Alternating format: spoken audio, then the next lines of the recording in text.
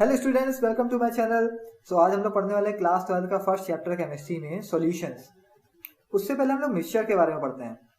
यार मिक्सचर हमें लोगों को मालूम है, जब हम दो या दो से ज्यादा सब्सटेंस को आपस में मिक्स करें तो मिक्सचर बना देते हैं। पर मिक्सचर के भी टाइप्स होते हैं, एक होता है होमोजीनियस और दूसरा होता है हेट्रोजीनियस। होमोजीनियस में क्या होता है, जब दो सब्सटेंस आपस में मिक्सड हो और यूनिफॉर्मली मिक्सड हो जाए, मतलब तुम पता ही नहीं कर सकते कि इसमें दो या दो से ज्यादा चीजें आपस में मिक्सड है, तो ऐसे सॉल्यूशन को हम लोग होमोजीनियस कह देते हैं। और अगर इसमें तुमको दिखाई दे कि भैया ये दोनों तो मिक्स ही नहीं हुए, जैसे सैंड और वाटर, तो सैंड वाटर में तो सैंड तुम्हें दिखाई देगा, है ना, वो तो मिक्स ही नहीं हुआ, तो ऐसे सॉल्यूशन को क्या कह दोगे, हेट्रोजीनियस मिक्सचर कह दोगे। ठीक, तो जो हमारा सॉल्यूशन है वो क्या है, फिर होमोजीनियस है या हेट्रोजीनियस होता है? तो सॉल्यूशन हमारा होता है होमोजीनियस मिक्सचर, जहां पर दो या दो से ज्यादा सब्सटेंस इस तरीके से मिक्स होंगे कि आप पता ही नहीं कर सकते हैं कि इसमें दो या दो से ज्यादा सब्सटेंस मिक्सड हैं। ठीक, अब उसमें जो कंपोनेंट आपने मिलाए हैं, जो सब्सटेंस मिलाए हैं, उनकी जो फिजिकल स्टेट होगी, या तो वो सेम फिजिकल स्टेट में हो सकते हैं, जैसे मान लो हमने दो चीजें मिक्स करी, वाटर और लेमन, नींबू रस, तो इन दोनों को मिक्स कर दिया, तो देखो लेमन का जूस भी कैसा स्टेट में है, लिक्विड स्टेट में, और वाटर भी कैसे स्टेट में है, लिक्विड स्टेट में। तो या तो सेम फिजिकल फेसेस हो सकती हैं या फिर डिफरेंट फिजिकल फेसेस। डिफरेंट का मतलब ये हो गया कि जैसे हमने वाटर लिया और वाटर में क्या डाल दिया, शुगर डाल दी, तो शुगर तो किस स्टेट में रहेगा, सॉलिड स्टेट में, और वाटर लिक्विड स्टेट में हो जाएगा। तो सेम या फिर डिफरेंट फिजिकल फेसेस में वो लोग मौजूद होते हैं और किस टाइप का मिक्सचर बना देते हैं, होमोजीनियस मिक्सचर बना देते हैं। उसी को हम लोग क्या कहते हैं, सॉल्यूशंस। ठीक, अब अगर जो तुमने कंपोनेंट मिक्स किए हैं, समझ रहे हो, जो कंपोनेंट मिक्स किए हैं, अगर वो कंपोनेंट्स दो हैं, संख्या में उनकी दो हैं, तो इस टाइप के सॉल्यूशन कैसे हो जाएंगे, बाइनरी हो जाएंगे। और अगर उसमें तीन कंपोनेंट मिक्स्ड हैं तो सॉल्यूशन को क्या कह देना, टर्नरी सॉल्यूशन कह देना। ठीक है, अब हम बाइनरी सॉल्यूशन के बारे में थोड़ा सा डिस्कस करेंगे। ठीक है, अपने चैप्टर में बाइनरी सॉल्यूशन ही चलेगा, टर्नरी नहीं चलेगा। ठीक, अब जैसे हमने देखो यहाँ पर एक इमेज बनाई है। ठीक है, इस इमेज में आप देख सकते हैं, यहाँ पर हमने वाटर ले लिया है, वाटर हमारा क्या बन गया, सॉल्वेंट बन गया। और जो छोटे छोटे से पार्टिकल दिख रहे हैं, ये पार्टिकल्स क्या हैं, हमने सॉल्यूट के पार्टिकल्स डाले हुए हैं। ठीक है, कुछ सॉल्यूट है, ये शुगर भी हो सकता है, सॉल्ट भी हो सकता है, कुछ भी हो सकता है, तो उनको क्या कहते हैं, सॉल्यूट। आगे हमारी हेडिंग यही है कि सॉल्यूट और सॉल्वेंट होते क्या है। तो देखो, जो बाइनरी सॉल्यूशन में जो कंपोनेंट सबसे ज्यादा अमाउंट में प्रेजेंट हो, ज्यादा क्वांटिटी में हो, उसको क्या कहोगे, सॉल्वेंट। जैसे पानी और शुगर दोनों को आपस में मिक्स करते हो तो पानी क्या लेते हो, ज्यादा लेते हो, तो वो क्या बन जाएगा, सॉल्वेंट बन जाएगा। और पानी को तो यूनिवर्सल सॉल्वेंट ही कहते हैं। कोई भी चीज अगर हमको घोलनी होती है तो किसमें घोलते हैं, पानी में ही ज्यादातर घोलते हैं। ठीक, और जो दूसरा क्वांटिटी होगा, दूसरा कंपोनेंट होगा, उसको क्या कह देना, सॉल्यूट। इसकी मात्रा क्या होगी, कम होगी, और ज्यादा किसकी होगी, सॉल्वेंट की होगी। ठीक है, तो सॉल्यूट और सॉल्वेंट हमने समझ लिए। आगे बढ़ते हैं भाई। तो देखो भाई, अब आ जाता है हमारा टाइप्स ऑफ सॉल्यूशन। कितने टाइप्स के सॉल्यूशन होते हैं, तो ये जो क्लासिफिकेशन कर रहे हैं हम लोग, वो फिजिकल स्टेट पे कर रहे हैं। अभी हम लोग ने फिजिकल स्टेट वाला चीज देखी थी, सॉल्यूट और सॉल्वेंट की फिजिकल स्टेट पे बात करते हैं हम लोग। तो देखो, इधर हमने टेबल बनाई है सॉल्यूट की और इधर बनाई है सॉल्वेंट की। अगर हमारा सॉल्यूट कैसा स्टेट में है, सॉलिड स्टेट में है, और सॉल्वेंट कैसा स्टेट में है, लिक्विड स्टेट में है, तो कौन सा सॉल्यूशन हो सकता है, देखो शुगर सॉल्यूशन हो सकता है। ठीक है, क्योंकि इसमें शुगर क्या होगा, सॉल्यूट होगा, और जो कि इसकी फेस कैसी होगी, सॉलिड होगी, और वाटर की फेस कैसी होगी, लिक्विड होगी। ठीक, ऐसे सॉल्ट इन सॉल्यूशन भी सॉलिड लिक्विड सॉल्यूशन का एग्जांपल हो जाएगा। दूसरा देखो, जब हमारा सॉल्यूट कैसा हो, लिक्विड स्टेट पे हो, ठीक है, लिक्विड स्टेट में, और सॉल्वेंट कैसा स्टेट में हो, वो भी लिक्विड स्टेट में हो, तो इसका एग्जांपल क्या बन जाएगा, एल्कोहल इन वाटर। भाई एल्कोहल भी लिक्विड स्टेट में होता है, वाटर भी क्या होता है, लिक्विड स्टेट में ही होता है। एक और एग्जांपल है बेंजीन इन टोलुइन, ये भी दोनों लिक्विड स्टेट में ही होते हैं। ठीक, तो लिक्विड लिक्विड हो गया सॉल्यूशन। नेक्स्ट कौन सा है हमारा, गैस सॉल्यूशन। ये तो एयर हो गया ना, एयर में क्या होता है, ऑक्सीजन है, नाइट्रोजन है, ये सब एक एयर वाले मीडियम में मिक्स्ड है, तो इसमें देखो गैस सॉल्वेंट है और सॉल्यूट भी कैसी है, गैस हो गई, तो गैस सॉल्यूशन हो गया ये। अगला देखो क्या है, gas liquid solution. Gas liquid solution में क्या होगा, भाई वाटर ले लिया और गैस में हमने क्या ले लिए, कार्बन डाइऑक्साइड। जो कोल्ड ड्रिंक होती है कार्बोनेटेड वाटर उसमें होता है, तो कार्बोनेटेड वाटर में क्या होता है, कार्बन डाइऑक्साइड होती है, जो कि गैसेस स्टेट में है, और वाटर कैसा स्टेट में हो जाएगा, लिक्विड स्टेट में हो जाएगा। तो ये हमारा कौन सा टाइप का सॉल्यूशन हुआ, गैस लिक्विड सॉल्यूशन। तो हमने देखा इसमें अलग अलग फिजिकल स्टेट के ऊपर हमने सॉल्यूशन को क्लासीफाई किया है। ठीक, नेक्स्ट देखो भाई, नेक्स्ट क्लासिफिकेशन नहीं है, नेक्स्ट है सॉल्युबिलिटी। सॉल्युबिलिटी क्या चीज होती है, देखो सॉल्युबिलिटी का मतलब क्या होता है, जैसे मान लो हमको चेक करना है कि शुगर कितने पानी में डिसॉल्व हो सकती है। अगर हम 4 लोगों को इकट्ठा करें, हम 4 लोगों से कहें भाई पता करके बताओ कि शुगर कितना पानी में डिसॉल्व हो सकती है, तो सबका क्वेश्चन क्या होगा, भाई पानी कितना लेना है ना। हम जो शुगर को टेस्ट करने वाले हैं तो पानी कितना लेना चाहिए, 1 बाल्टी भर ले लें, 1 गिलास भर ले लें, ठीक है, कितना पानी लें, तो पानी कितना लेना है या सॉल्वेंट तुम्हें कितना लेना है, 100 ग्राम सॉल्वेंट लेना है, ठीक है।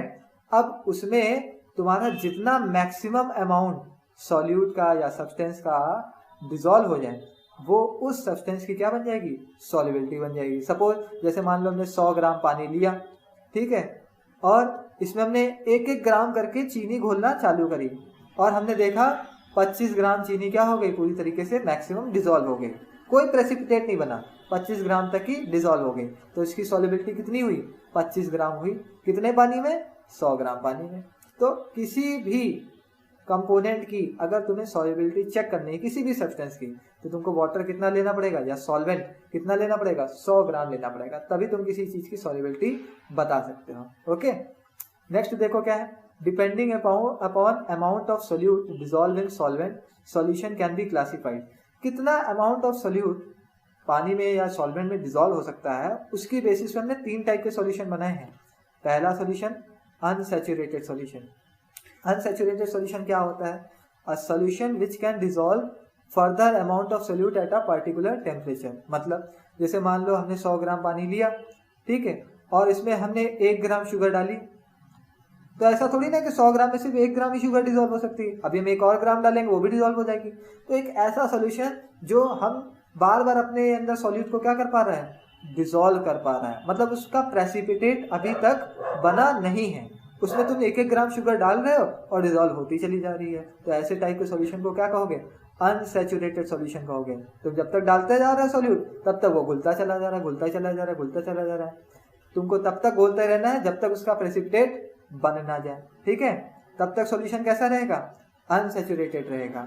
और जैसे उसके प्रेसिपिटेट बन गए, जैसे उसके प्रेसिपिटेट बन जाएंगे वो सॉल्यूशन कैसा बन जाएगा, सैचुरेटेड सॉल्यूशन बन जाएगा। जैसे सपोज करो हमने 100 ग्राम पानी लिया, ठीक है, और 1-1 ग्राम करके हम शुगर डाल लेते हैं, तो ऐसे करते करते हमने 25 ग्राम तक की शुगर डाल दी, ठीक है, और जैसे हमने 25 ग्राम शुगर डाली सॉल्यूशन में क्या बनने लगा, नीचे प्रेसिपिटेट बनने लगा।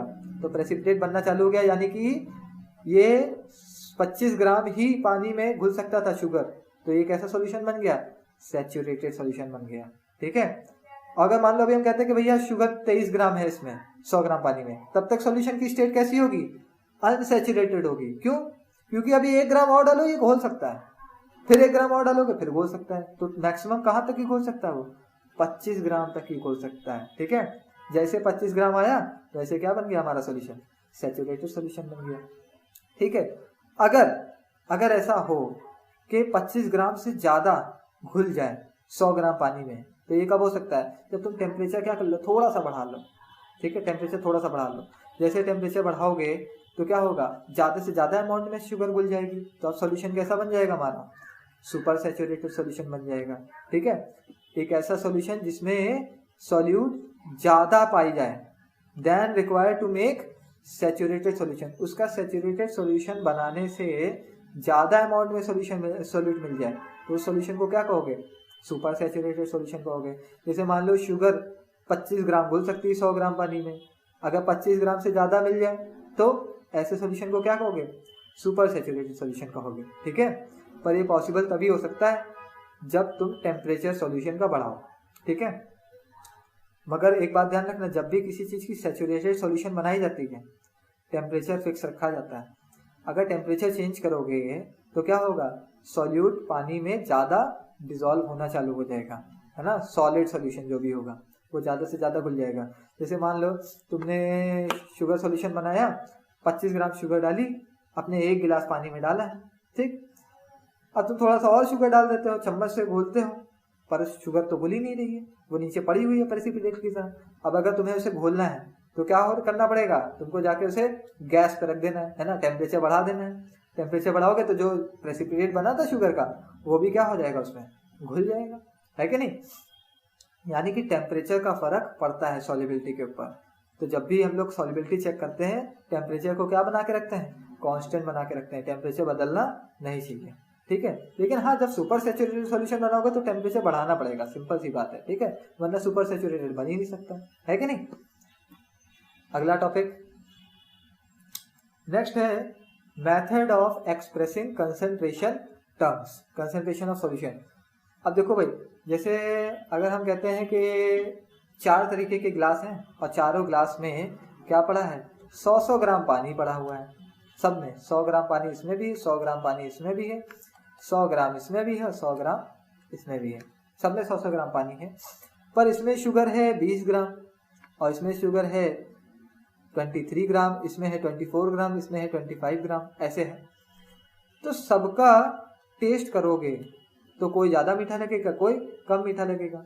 तो हम किसी को अगर समझाना चाहें या किसी को डिफाइन करना चाहें कि भाई इसमें ज़्यादा अमाउंट है शुगर का, इसमें कम है, इसमें और कम है, तो इसको इजीली समझाने के लिए क्या बनाए गए, कंसंट्रेशन टर्म्स बनाए गए, ताकि हम इजीली किसी को भी क्या बता सकें, इस सॉल्यूशन का कंसंट्रेशन कितना है, मतलब amount of solute particular solvent में कितना है। तो उसके लिए पहला टर्म क्या बनाया गया, mass by mass percentage. Mass by mass percentage को W बाई W परसेंटेज से रिप्रेजेंट करते हैं। फॉर्मूला क्या होता है इसका, वेट ऑफ सोल्यूट, ऊपर किसका लिखना है वेट, सोल्यूट का लिखना है वेट, और नीचे किसका वेट लिखना है, सॉल्यूशन का, वेट ऑफ सॉल्यूशन। और इस पूरे को किससे मल्टीप्लाई कर देना है, 100 से, परसेंटेज है ना, तो 100 से मल्टीप्लाई कर दोगे, ये तुम्हारा क्या बन जाएगा, वेट बाय वेट परसेंटेज का फॉर्मूला बन जाएगा। ओके, अगली बात, क्या ये mass by mass percentage temperature पे डिपेंड करेगा या नहीं करेगा। तो देखो, ये टेम्परेचर पे डिपेंड नहीं करेगा। टेम्परेचर का कनेक्शन मास से नहीं है, टेम्परेचर का कनेक्शन किससे है, वॉल्यूम से है। देखो, जैसे मान लो अगर तुम्हारे पास एक गिलास पानी है, उसको तुम ऐसे रूम टेम्परेचर पे रखे हो, तो पानी का वॉल्यूम उतना ही रहेगा लगभग, ठीक है। लेकिन अगर जाके तुम अभी गैस पे रख दो, वहां पर टेम्परेचर बढ़ा दो, तो वो पानी क्या करने लगेगा, इवोपरेट करने लगेगा, है कि नहीं। तो वॉल्यूम पानी का क्या होता चला जाएगा, कम होता चला जाएगा ना। तो टेम्परेचर का कनेक्शन किससे बना, वॉल्यूम से बना ना। और इसमें तो हमारा क्या है, वेट है सबका, इसमें वॉल्यूम तो लिया ही नहीं हमने। तो ये कैसी क्वांटिटी हुई, एक टेम्परेचर इंडिपेंडेंट, इसके ऊपर टेम्परेचर का कोई फर्क नहीं पड़ने वाला, ठीक है। अब इसके ऊपर एक क्वेश्चन कर लेते हैं हम लोग। देखो भाई, क्या दे रखा है, 6 ग्राम यूरिया डिसॉल्व करी जाती है 500 ग्राम वाटर में, ठीक है। कैलकुलेट करना है percentage by mass of urea in the solution, कितने प्रतिशत यूरिया का मास है, ये अपने को कैलकुलेट करना है। तो वेट बाय वेट परसेंटेज निकालना है, तो फॉर्मूला लिखते हैं W बाय W परसेंटेज, ऊपर क्या लिखते हैं, वेट ऑफ सोल्यूट। सोल्यूट कौन है इसमें, देखो 6 ग्राम यूरिया लिखा है, ये सोल्यूट हो गया, कम अमाउंट है। 500 ग्राम वाटर, ये ज्यादा अमाउंट है, तो ये सॉल्वेंट बन जाएगा, ये सॉल्वेंट, और वो क्या बन गया, सोल्यूट, ठीक है। तो भाई ऊपर क्या लिख दें, वेट ऑफ सोल्यूट लिख देते हैं 6 ग्राम। अपॉन में क्या लिखना होता है, वेट ऑफ सोल्यूशन लिखना होता है, पर हमें क्या पता है अभी, सॉल्वेंट। तो सॉल्यूशन का वेट कैसे निकलेगा, weight of solute plus weight of solvent, इसको जोड़ेंगे तो क्या बन जाएगा, सॉल्यूशन बन जाएगा ना। तो सॉल्यूट का वेट कितना है, 6 ग्राम, सॉल्वेंट का कितना वेट है, 500, तो टोटल कितना हो जाएगा, 506। यहाँ पे 506 लिख देते हैं, इनटू परसेंटेज के लिए क्या करना होता है, 100, तो ऊपर कितना हो जाएगा 600 और नीचे 506। अब इसको डिवाइड कर लेना है, 506 को 600 से डिवाइड करना है, तो क्या 1 लग जाएगा, 506, कितना बचा, 10 में से 6 गया 4, यहाँ पर क्या बच जाएगा तुम्हारा 94। पॉइंट लगा लेते हैं, 0 बढ़ा लेते हैं, 940। 506 को 2 से अगर डिवाइड करोगे तो बहुत चला जाएगा, 1 से लगा देते तो 1.1, तो लगभग कितना परसेंट हो गया इसका, 1.1% हो गया, ठीक है। अगला देखो भाई, क्या कंसेंट्रेशन है, टर्म है,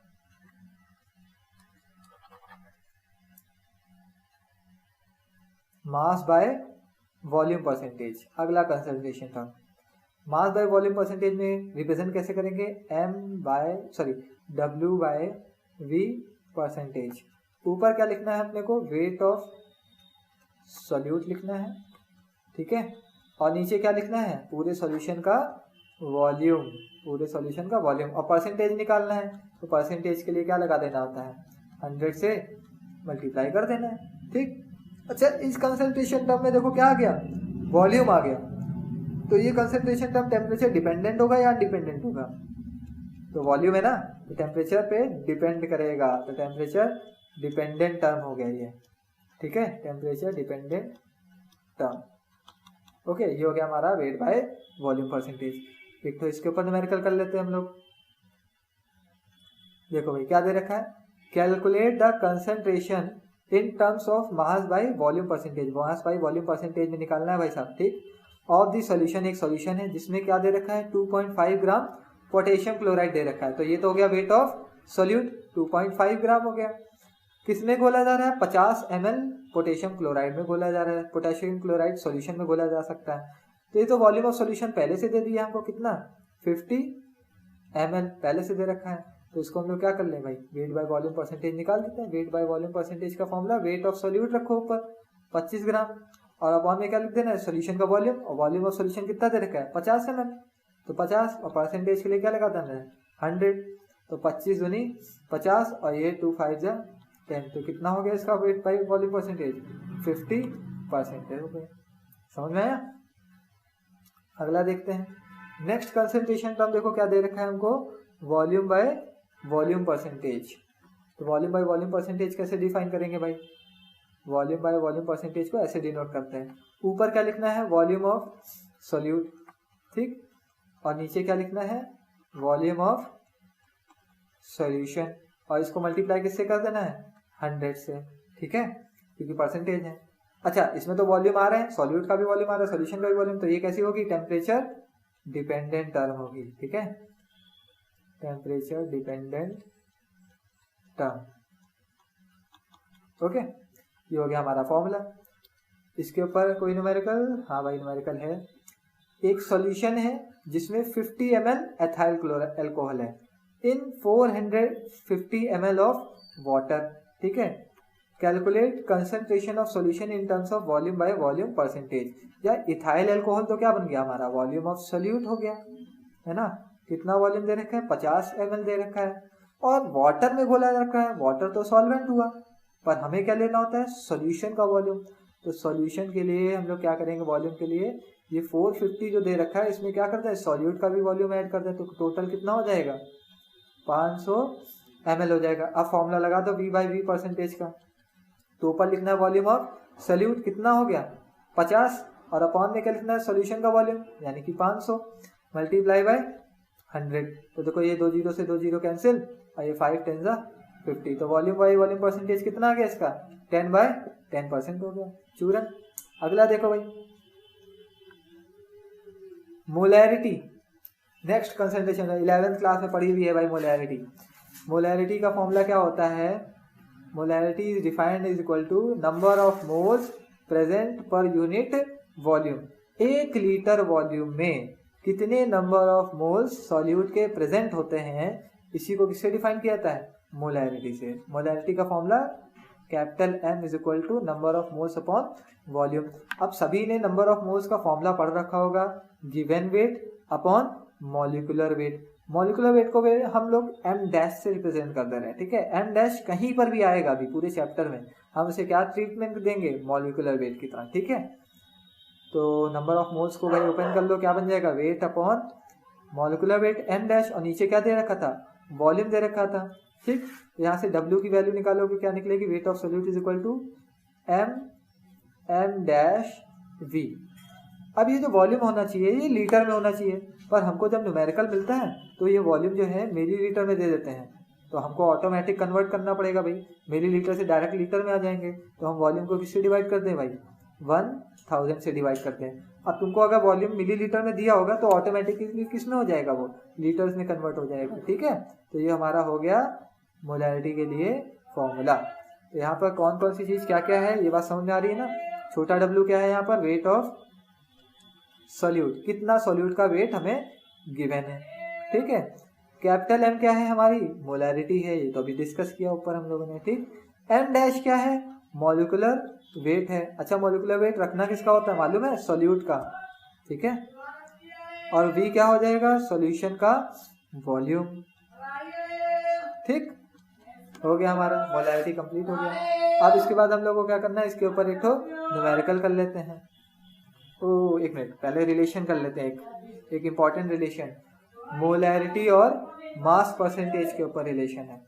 देखो भाई, मोलैरिटी और मास परसेंटेज का क्या होता है relation, molarity is equal to 10xd upon m dash, ये एक रिलेशन होता है। यहाँ पर m क्या है, मोलैरिटी है, ठीक है, और ये जो x है ना, ये x वो जो अभी हम लोग ने पहला कंसंट्रेशन टर्म पढ़ा था, वेट बाय वेट परसेंटेज वाला, ये वही है x, ठीक। और d क्या दे रखी है हमको, डेंसिटी, ठीक। और m डैश क्या दे रखा है हमें, मॉलिक्यूलर वेट। m डैश बताया था ना, हर जगह क्या होगा, मॉलिक्यूलर वेट होगा। ओके, ये हो गया हमारा रिलेशन, ये काफी इंपॉर्टेंट रिलेशन है, ठीक है, आगे न्यूमेरिकल्स में हमें हेल्प करेगा। ओके, चलो भाई देखिए एक न्यूमेरिकल कोई, हाँ भाई न्यूमेरिकल है, calculate molarity of 4 gram caustic soda. Caustic soda जानते हो किसे कहते हैं, NaOH को, ठीक, NaOH। 4 ग्राम कास्टिक सोडा किसमें डिसॉल्व किया जाता है, 200 ml ऑफ सोल्यूशन में। तो देखो भाई छोटा W हमें कितना दे दिया है, 4 ग्राम्स, ठीक है। वॉल्यूम ऑफ सोल्यूशन कितना दे रखा है, 200 ml। और मॉलिक्यूलर मास सॉल्यूट का हम लोग निकाल लेंगे ना, NaOH में Na का कितना होता है, 23 होता है। ऑक्सीजन का मास कितना होता है, 16 ग्राम, और हाइड्रोजन का कितना हो गया, 1। टोटल ऐड करोगे तो 24 प्लस 16 कितना हो जाएगा, 40 ग्राम। अब अपने फॉर्मूले में लगा दो, मोलैरिटी वाला फॉर्मूला क्या था, W is equal to m(m)(v) upon 1000। छोटे W की जगह क्या लिख देंगे, 4, मोलैरिटी की जगह निकालना है मोलैरिटी, मॉलिक्यूलर मास 40, वॉल्यूम कितना 200 अपॉन में 1000। तो देखो ये 3 जीरो से कैंसिल, 4 से 4 कैंसिल, तो मोलैरिटी इज इक्वल टू क्या आ गया इधर, ये देखो 2 जब मल्टीप्लाई में इधर आएगा तो अपॉन में चले जाएगा 1/2, यानी कि 0.5 मोलैरिटी हो गई, ठीक है। 0.5 मोलर यूनिट होती है मोलैरिटी की, मोलर। ओके, अच्छा भाई अगला देखते हैं, ये हमारा जेई मेंस का क्वेश्चन है। क्या दे रखा है, द अमाउंट ऑफ शुगर का फॉर्मूला दे रखा है, required to prepare 2 litre of its 0.1 molar aqueous solution is. कितना अमाउंट ऑफ शुगर हमें चाहिए होगा, अगर अमाउंट ऑफ शुगर मतलब छोटा W चाहिए होगा अगर हमको सॉल्यूशन कितने बनाना है, 2 लीटर का बनाना है, यानी कि वॉल्यूम कितना, ऑलरेडी देखो 2 लीटर दे रखा आपकी बार, समझ रहे हो, आपकी बात 1000 नीचे लगाने की जरूरत नहीं पड़ेगी। और मोलैरिटी कितनी दे रखी है अपने को, 0.1 मोलर, ठीक है। तो अपने को छोटा W निकालना है तो निकाल लेते हैं भाई, छोटा W इज इक्वल टू क्या होगा, m(m)(v) अपॉन 1000 नहीं लगाना है, क्यों, क्योंकि वॉल्यूम ऑलरेडी किसमें दे रखा है, लीटर्स में दे रखा है, ठीक। पर मॉलिक्यूलर मास तो पता ही नहीं अपने को, मॉलिक्यूलर मास निकाल लेते हैं, C12H22O11 का। तो देखो कार्बन का कितना होता है, 12 कार्बन है, और 1 कार्बन का मॉलिक्यूलर वेट होता है 12 ही ग्राम होता है, ठीक। हाइड्रोजन का 1 होता है, तो 22 इंटू 1 करोगे तो 22 ही आ जाएगा। ऑक्सीजन का 16 होता है, तो 11 इंटू 16, तो हम सबको मल्टीप्लाई कर लेते हैं, 12 कितना होता है, 144 प्लस 22, और 16 और 11 को मल्टीप्लाई कर लो भाई, तो 6 1 जा 6, 1 1 जा 1, 6 1 जा 6, ये हो गया 176। तो यहाँ पर लिख लेते हैं 176, सबको ऐड कर लो, 176, 144 और 22, ये हो जाएगा 6 4 10 2 12, 4 2 6 6 और 1 7 7 7 14, और ये हो जाएगा 342 टोटल, ठीक है। तो हो गया हमारा 342, ठीक। अब इसमें क्या करो, वैल्यूज पुट कर दो, छोटे W तो निकालना ही है, मोलैरिटी कितनी दे रखी है, 0.1 दे रखी है, मॉलिक्यूलर मास हमारा 342 निकल आया, वॉल्यूम की जगह 2 लिख देंगे, ठीक है। अब इसको 0.1 को 2 से मल्टीप्लाई करोगे तो 0.2 हो जाएगा, 342 से मल्टीप्लाई कर लो इसको, 342 इंटू 2, 2 2 जा 4, 2 4 जा 8, और 3 2 जा 6, 684, और एक डेसिमल लगा हुआ है, तो आंसर क्या हो जाएगा हमारा 68.4 ग्राम्स, ये हो जाएगा हमारा वेट ऑफ सोल्यूट। ओके, ये भी हमारा क्वेश्चन हो गया। और कोई क्वेश्चन है देखे भाई, हाँ भाई एक और क्वेश्चन है अपने पास, ठीक है, ये सेट कर लेते हैं। क्या दे रखा है question, calculate molarity of 6.3% solution 6.3% solution of nitric acid having density इतना। ये जो 6.3% दे रखा है, क्या दे रखा है हमको? वेट बाय वेट परसेंटेज दे रखा है, ठीक है, मास परसेंटेज। तो x याद है, वेट बाय वेट परसेंटेज को हम लोग x कहते थे। कितना दे रखा है? 6.3 दे रखा है, ठीक है। इस क्वेश्चन में थोड़ा सा मिसिंग है, थोड़ा मिसप्रिंट है। ये बाई मास यहाँ पर ब्रैकेट में लिखा होता है, ठीक है, यहाँ पर बाई मास लिख दे रहे हैं। अच्छा, और जो नाइट्रिक एसिड का सॉल्यूशन बनाया गया, इसकी डेंसिटी कितनी दे रखी? 1.04 ग्राम पर सेंटीमीटर क्यूब, ठीक। और अपने को निकालना क्या है? मोलैरिटी निकालनी है। तो याद है मोलैरिटी और वेट परसेंटेज में हमने एक रिलेशन अभी कराया था पीछे, m is equal to 10xd upon m dash. तो यहाँ पर 10 तो एज इट इज रहेगा, और x क्या होता है? वेट बाय वेट परसेंटेज, वो दे रखा है हमको 6.3 दे रखा है, और डेंसिटी सॉल्यूशन की कितनी दे रखी? 1.04 दे रखी है। मॉलिक्यूलर मास क्या होगा नाइट्रिक एसिड का? नाइट्रिक एसिड का फॉर्मूला होता है HNO3। तो हाइड्रोजन का 1 हो जाएगा, नाइट्रोजन का 14 हो जाएगा, और ऑक्सीजन का होता है 16, और 16 त्रिज्या कितना होता है? ये 14 प्लस 1 हो गया 15, 48, और 48 और 15 ऐड करोगे तो 63 आई थिंक, है ना। 8 2 10 3 13 और 4 5 1 6, 63। तो यहाँ से पॉइंट हटा लिया हमने, यहाँ 10 बढ़ा लिया, ठीक। 10 से 10 कैंसिल हो गया, 63 से 63 कैंसिल हो गया। मोलैरिटी कितनी आ गई? 1.04 मोलर। सभी को समझ में आया भाई? इजी क्वेश्चन, ठीक। तो यहाँ तक कि आज हमारा फर्स्ट लेक्चर रहा, ठीक है। सेकेंड लेक्चर बहुत जल्दी अपलोड हो जाएगा, सब्सक्राइब कर लीजिए चैनल को। Okay, all the best.